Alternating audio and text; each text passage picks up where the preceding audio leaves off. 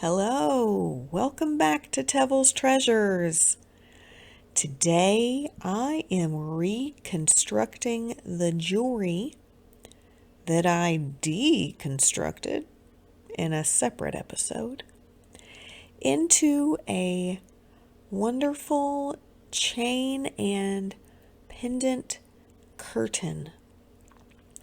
So I hope that you will join me and watch how this fantastic upcycled jewelry curtain comes to life. If you like mixed media crafting, spooky crafting, really crafting of all kinds, think about hitting that subscribe button and checking out my channel. If you like this particular video, hit that thumbs up, share with your friends. Okay, let's speed this up a little bit and get really started.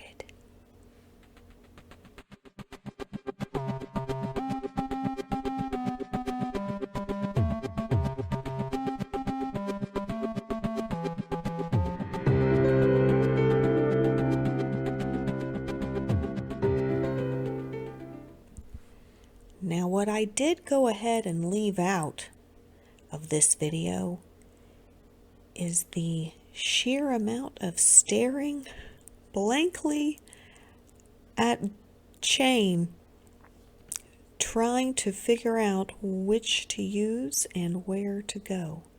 There's a lot of just, let's see what the chain tells me to do. And so today, in making this particular curtain, this is what the chain and jewelry told me to make. So that's why we are getting this particular design. Now I use mostly jump rings, and I do end up using a couple of lobster clasps as well in this particular one. So you'll see me, especially when I use both sets of pliers, that is definitely a jump ring situation. So I am laying out some more jump rings because I know I'm going to need a lot, and I like to have them match or mirror each other with the size and the color on both sides. So I want both sides straight down my longest piece to match. So you see I count the links in the chain. I want it to be a, like I said, mirror image of the other side. So I'm just kind of eyeballing and then counting to where I think a good placement would be for the next set of chains. And I'm using different chain styles, different chain lengths, sizes of the actual chain itself, all incorporated into here. So it has a very eclectic feel to it as well, but still ended up in a very much particular design. So I have to straighten it out, re-straighten it out a few times just to make sure that my lengths are where I'm wanting them to be.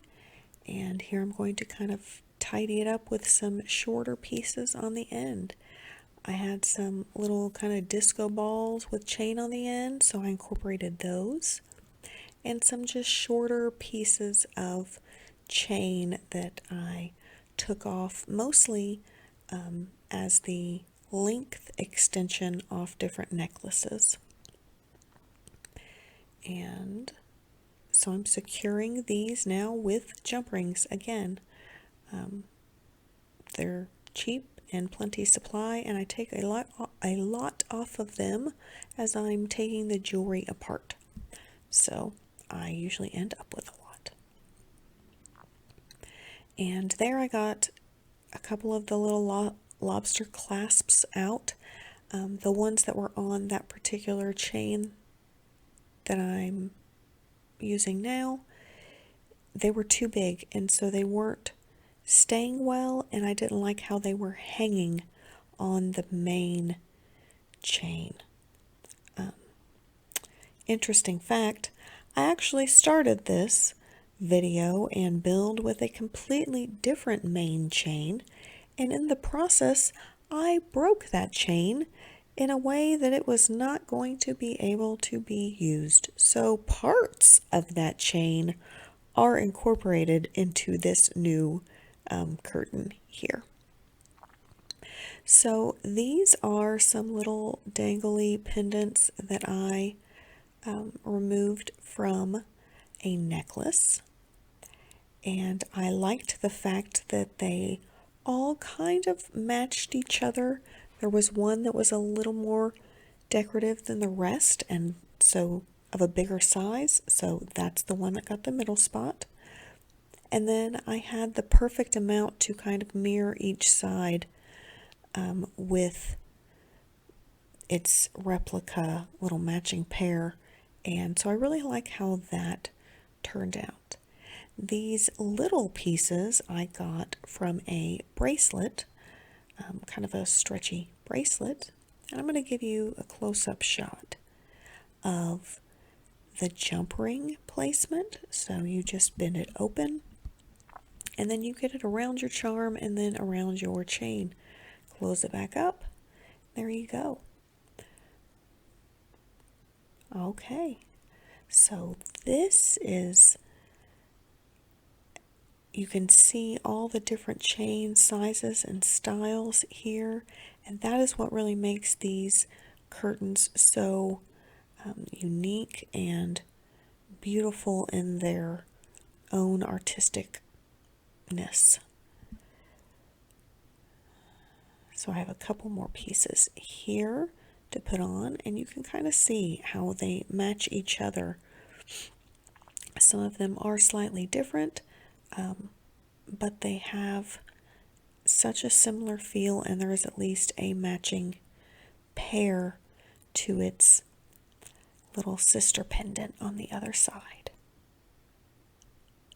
Now sometimes these jump rings will get twisted and they don't clasp flat to each other, and so in that case you just have to work with it and bend it and squish it down some more. Don't let it win. So final touches here on this side. Okay.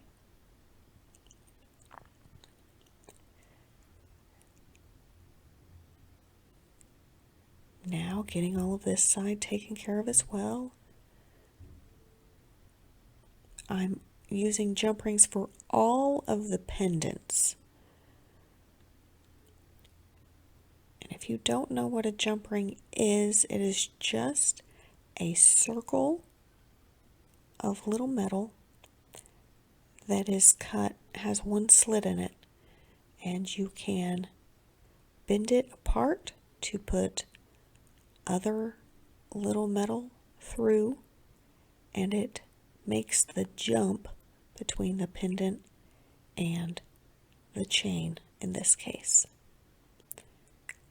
If you look at your jewelry, it has jump rings on it. If it's a necklace, dangly earrings, bracelets, maybe. Anything with chain, highly likely. You could have chain just made of jump ring links.